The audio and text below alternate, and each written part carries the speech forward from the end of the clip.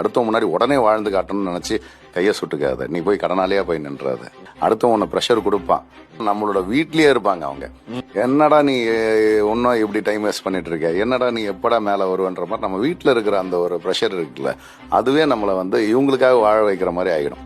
Sometimes ஒரு அவமானமான பேச்சுகள்லாம் வரும். வேற எங்கேயாவது ஒரு இடத்துல வேலைக்கு போகலாம்ல, வேற எங்கேயாவது வேற எதனா பிசினஸ் பண்ணலாம்ல, இதுல தான் வரலன்னு தெரியுதுல இப்படின்னு சொல்லி, அப்ப நம்ம வேற எதனா பண்ணணும்னு நினைச்சிட்டாலே நீ தோத்துட்ட.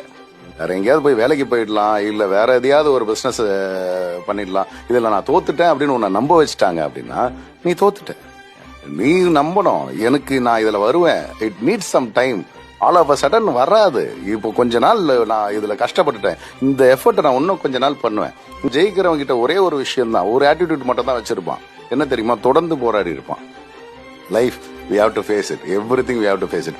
உன்னை தண்ணி குடிச்சு படுக்க வைக்கும், பசிக்கும், உன்னை பெட்ரோல் இல்லாம தள்ள வைக்கும், உன்னை அவமானப்படுத்தி பார்க்கும், உன்னை கேவலப்படுத்தி போகும், பேரை கெடுக்கும், உன்னால முடியாது அப்படின்ற மாதிரியான ஒரு நிர்பந்தத்துல தள்ளி விட்டு உன்னை எல்லாரும் முன்னாடியும் தலைகுனிற அளவுக்கு ஆக்கி விட்டுரும்.